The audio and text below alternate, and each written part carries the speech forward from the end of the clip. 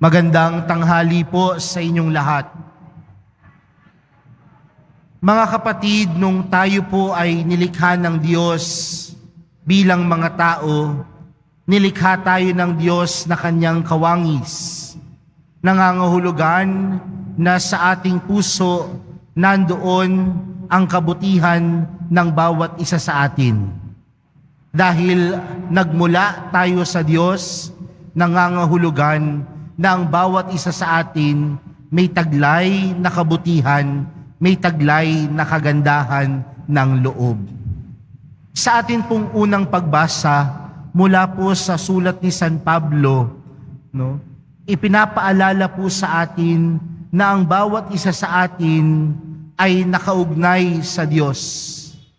At kung ang bawat isa sa atin nakaugnay sa Diyos, ibig sabihin, ang bawat isa sa atin ay may kakayanang magpakadiyos. At ano pong ibig sabihin ng kakayanang magpakadiyos?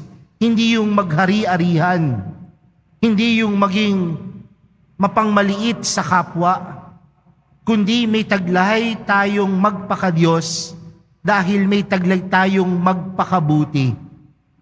Dahil oras na tayo ay nawalay sa Diyos, tayo ay nagkakasala. Tayo ay nakagagawa ng hindi maganda. Tayo ay nakagagawa ng mali. Kaya nga mga kapatid, kung ang buhay natin laging nakaugnay sa Diyos, laging nakaugnay kay Jesus, may kakayanan tayong magpakadiyos. At itong magpakadiyos na ito ay pagpapaalala sa atin na tayo ay may kakayanang laging gumawa ng mabuti.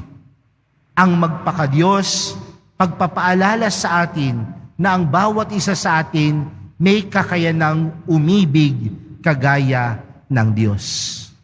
Uulitin ko mga kapatid, kung ang bawat isa sa atin nakaugnay sa Diyos, ibig sabihin may kakayanan tayong magpakadiyos sa paanong paraan, sa pagpapakabuti at sa pag-ibig kagaya ng Diyos. Mga kapatid, kung titingnan po natin sa ating ebanghelyong napakinggan, si Jesus ay nagpagaling sa araw ng pamamahinga. At maraming kwento sa ebanghelyo na siya ay tinuligsa ng mga Pariseyo. Dahil hindi ka dapat kumilos sa araw ng pamamahinga. Hindi ka dapat magtrabaho sa araw ng pamamahinga. Pero ano ang namutawi kay Jesus nung nakita niya yung isang babaeng hindi makaunat, hukot na hukot? Lumabas sa kanya ang kanyang pagkadiyos. At ano yung lumabas kay Jesus? Yung awa at pag-ibig niya doon sa taong nangangailangan ng kagalingan. Pero anong sinabi ng mga tao sa kanyang paligid? May 6 na araw kung kailan ka pwedeng magpagaling. Pero anong sinabi ng Panginoon? Mga mapagpaimbabaw. Bakit? Dahil sa loob ng 18 taon, walang nagpagaling doon sa babae. Pero para sa Panginoon, pinapaalala niya sa atin, sa kanyang pusong makadiyos, walang pinipiling oras ang umibig at magpakabuti. Sa puso ng Diyos na puno ng awa, pag-ibig, ito ay walang pinipiling oras.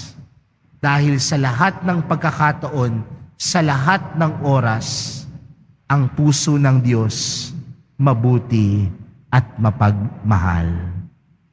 Kaya mga kapatid, isang pagpapaalala po ito para sa ating lahat na ang bawat isa sa atin nilikha ng Diyos. Kung ang bawat isa sa atin ay nilikha ng Diyos, ang bawat isa sa atin kaugnay ng Diyos. At kung tayo ay kaugnay ng Diyos, may kakayanan tayong magpakadiyos. Sa paanong paraan? sa pagiging mabuti, sa paggawa ng mabuti, at sa pag-ibig sa kapwa. Dahil ang pusong makadiyos, ang puso ng mahal na pong Jesus Nazareno, walang pinipiling oras at pagkakataon. Bagkus, sa lahat ng oras, sa lahat ng pagkakataon, ang puso dapat natin ay puso na kagaya ng mahal na pong Jesus Nazareno, pusong mapagmahal, pusong mabuti, at pusong patuloy na naglilingkod. Kaya mga kapatid, sa pagpapatuloy po ng ating banal na misa para sa araw na ito, yan po ang ating idalangin ng bawat isa sa atin manatiling nakaugnay kay Jesus upang ang bawat isa sa atin magkaroon ng puso ni Jesus na puno ng pagpapakabuti at puno ng pag-ibig. Amen.